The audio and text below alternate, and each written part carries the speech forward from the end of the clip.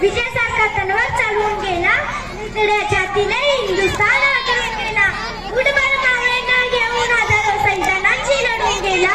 अशा या मर्द मराठी राजाचे गुणगान पाहूया. या नाटकातून इयत्ता 4चे विद्यार्थी सादर करीत आहेत शिवरायांचे जीवन कार्य.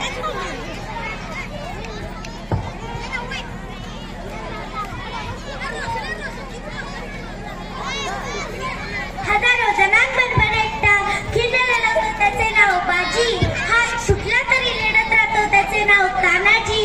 8 तासातून दिल्लीहून मुलाला घोडा आणतो त्याचे नाव संताजी. वाघाला फाडतो त्याचे नाव संभाजी. आणि या सर्वांना एकत्र करतो, स्वराज्य निर्माण करतो त्याचे नाव शिवाजी. अशा या दुर्जनांचा कल्दनकार, सज्जनांचा कैवारी, एका नव्या युगाचा नेता, स्वराज्य संस्थापक छत्रपती शिवाजी महाराजांची जयंती फाल्गुन मध्ये तृतीय शक 1551 शिवनेरी किल्ल्यावर जिजाबाईंच्या पोटी हा शिवनेरी तारा चमकणारा शिवाजी जन्मास आला. या शिवरायाचे बालपण जिजाऊच्या संस्कारांसाठी तर मोठ्या धामधुमीत केले. कर्नाटकात वडील शहाजीराजांच्या सानिध्यात शिवरायांनी राज्यकारभार कसे करायचे याचे धडे घेतले. एके दिवशी वयाच्या 15व्या वर्षी एक विलक्षण घटना घडली. किर्रार्जात झाडा झुडपात लपलेल्या रायरेश्वराच्या देवालयात शिवरायांनी आपल्या सवंगड्यांसोबत कोणते मागणे मागितले ते प्रत्यक्षात पाहू.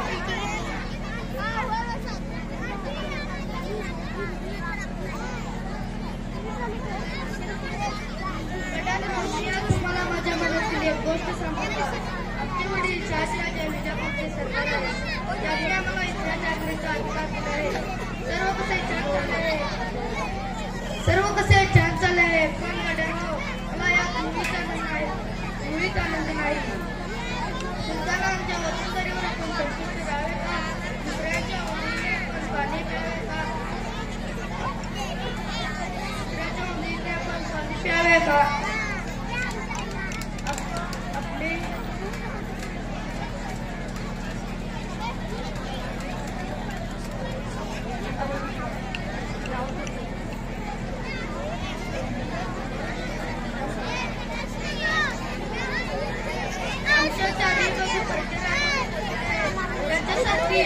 त्यांच्यासारखी युद्ध चालू असतात, त्यांच्यात आपली माणसे मरतात, कुटुंब देशोधडीला लागतात,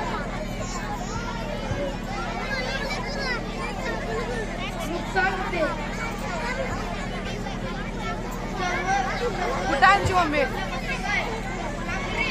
आपण किती दिवस सहन करायचे सांगा, तुम्ही सांगा. कोरोनाच्या लोकांचा मम्मीचं मोबाईल चालू द्यायची का सांगा. बोला बाळराजे बोला, आपले काय मत आहे आम्हाला सांगा. तुम्ही जे सांगाल ते करण्यासाठी आम्ही एका पायावर तयार आहोत. हो राजे, तुम्ही जे सांगाल ते करू, आमचे प्राणही देऊ. गड्यानं आपला मार्ग ठरला आहे. गड्यानं आपला मार्ग ठरला आहे. आपल्या ध्येयासाठी सर्वांनी झटायचे, सर्वांनी खपायचे, सर्वांनी प्राणार्पण द्यायलाही तयार व्हायचे. आपल्या ध्येयामध्ये स्वातंत्र्य राज्य निर्माण करायचे. परक्यांची गुलामगिरी आता नको. तर रायरेश्वराला साक्षी घेऊन आपण प्रतिज्ञा करू की स्वराज्य स्थापनेसाठी आम्ही आमचे सर्वस्व. जय भवानी, जय भवानी, जय भवानी. हर हर महादेव, हर हर महादेव. हिंदवी स्वराज्य आहे असे स्त्रीच्या मनात आहे. स्त्रीचे मनोरथ आपण पूर्ण करूया. हर हर महादेव, हर हर महादेव, हर हर महादेव. हा प्रसंग जिजाऊ माँसाहेबांना समजताच त्यांना धन्य धन्य वाटले. आपण मनी धरलेले स्वप्न बाळराजे पूर्ण करणार अशी आशा त्यांना वाटू लागली. त्यानंतर शिवराय नव्या उद्योगाला लागले.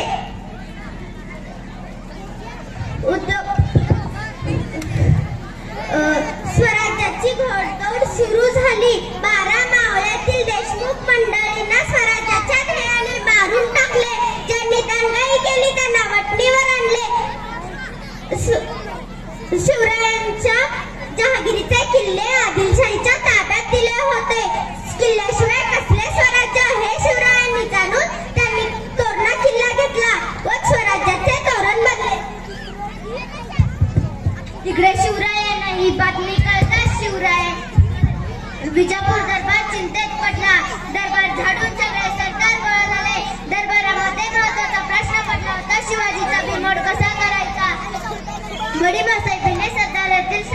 त्यांना खडा सवाल केला होता.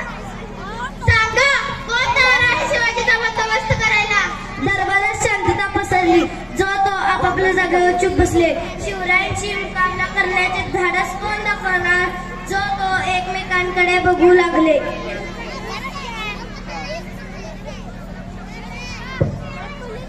शिवाजी, कुठला शिवाजी? त्याला काही जीवन किंवा पकडून आणतो. आणि तसं नाही सापडला तर मी त्याला ठार मारून त्याच्याबरोबर आणतोच आणतो. अफजल खान म्हणजे विजापूर दरबारचा भारी सरदार. तुफानी ताकदीच्या अशा अफजल खानाने दरबारात शिवरायांना जिवंत किंवा पकडून आणण्याचा किडा उचलला आहे. सारा दरबार खुश झाला आहे. अफजल खान प्रचंड मोठी फौज व लढाईचे सामान घेऊन महाराष्ट्राची वाट चालू लागला. इकडे शिवरायांना ही बातमी कळाली. आपल्या युक्तीने सामना करायचं ठरवून ते प्रतापगडावर गेले व युक्तीने घाबरायचे नाटक करून खानाला प्रतापगडाखाली खेचून आणले. पाहू प्रतापगडावरील पराक्रम.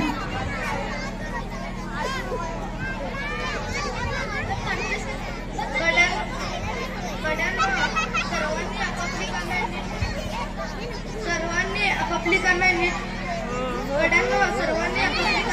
करा.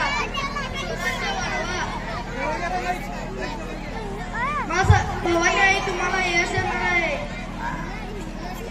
साहेबांच्या आज्ञेत राहा. प्रयत्न वाढवा. आम्ही निघालो.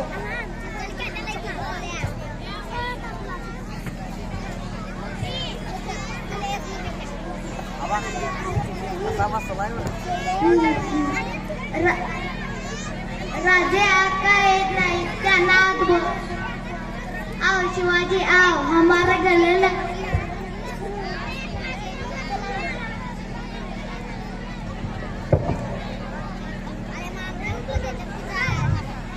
सर्व पालकांना एक नम्र विनंती आहे, पालकांनी बसून घ्यावे.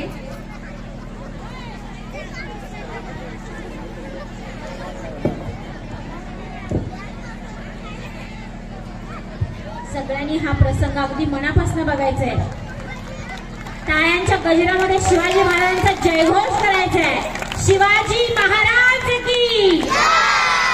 सगळ्या पालकांनी सुद्धा घोष करायचा आहे. शिवाजी महाराज की. अफजल खानाच्या वधामुळे विजापुरात हाहाकार उडाला. काठोकाठ शिवरायांनी विजापूरकरांच्या ताब्यातील पन्हागड जिंकला. आदिलशहाला अन्न पाणी लागेना. त्याने शिवाजीचा राज करण्यासाठी सिद्धी जोहर याला पाठवले. त्याने पन्हागडाला वेढा घातला आणि मराठ्याचा सिंह शिवराय गडात कोंडले गेले. हार मानतील तर ते शिवराय कसले. तिथेही त्यांनी शक्तीपेक्षा युक्तीनेच राहिले आणि मोठ्या शितावीने रात्रीच्या वेळी धो धो पावसात शिवराय पन्हागडावरून निसटून विशाळगडाकडे निघाले. पण सिद्धीला ही बातमी कळताच त्याने बाजीप्रभू देशपांडे व निवडून माळे होते. त्यांनी कशी बशी गोड किंड ओलांडली. सिद्धीचे सैनिक किंडीकडे जोराने दौडत येत होते. शिवरायांनी आता विशाळगड गाठले हे शिवरायांनी ओळखले. शिवरायांची ती कामे व बाजीप्रभूचा बाजी धावताना प्रत्यक्षात पाहू. बाजीची वेळ आणीबाणीची आहे. पुढील वाट चढण्याची माझ्या शत्रू पाठीवर आता विशाळगड हाती लागणार नाही. चला शत्रूला तोंड देऊ. शत्रू उलटून तोंड देऊया. महाराज तुम्ही थोडे सैनिक विशाळगडाकडे जावा. उरलेल्या सैनिकांसह मी खिंडीत उभारतो. महाराज मी मरीन पण शत्रूंना खिंड तोडू देणार नाही. एक बाजी गेला म्हणून काय झालं, तुम्हाला दुसरा मिळेल. पण स्वराज्याला शिवाजी महाराजांची गरज आहे. महाराज तुम्ही गडावर पोहोचेपर्यंत आम्ही इथे शत्रूंना अडवून ठेवतो. तुम्ही निर्धास्तपणे जा. बाजीप्रभूची स्वांतती पाहून शिवराय गडबडले. बाजीसारखा मोहरा येला घालणे त्यांच्या जीवावर आले होते. पण त्यांना स्वराज्याचे ध्येय गाठायचे होते. ते बाजीला खिंडीत सोडून विशाळगडाकडे निघाले. बाजीने त्या घोडखिंडीत 2000 शत्रूंबरोबर पराक्रमाची शर्थ केली. बाजी म्हणाले, खाना मारा फोडा. शाबास माझ्या पट्ट्यानो, बहादूर मर्दानो, हुशार जीव इकडे शिवरायाला जलोगानकडे घोडदौड सुरू होते. इकडे शत्रूंनी बाजी हल्ला चढवला. त्याला घेरले. बाजीने पराक्रमाची शर्त केली. त्याच्या अंगावर अनेक वार झाले. रक्ताच्या धारा वाहल्या. परंतु त्याने खिंडीचे तोंड सोडले नाही. त्याचा पूर्ण देह रक्ताने वाहून निघाला होता, परंतु तो मागे हटला नाही. घायाळ बाजी मावळ्यांना झुंज चालू ठेवण्यास बजावत होता. एवढ्यात तोफ्याचा आवाज गडगडला. धारातीत कोसळलेल्या बाजीच्या कानात तो आवाज आला. त्या स्वामीभक्त बाजीने आपले प्राण सोडले. त्या क्षणी त्या घोडखिंडीत रक्ताच्या धारा वाहत होत्या. बाजीच्या व त्याच्या मावळ्यांच्या रक्ताने घोडखिंड पावन झाली. पावनखिंड या नावाने इतिहासात अमर झाली. बाजी प्रभू सारखे देशभक्त होते म्हणून स्वराज्याचे पाऊल पुढे पडले. धन्य धन्य ते शिवराय, धन्य धन्य ते वीर, धन्य धन्य ते शिवराय, धन्य धन्य ते वीर.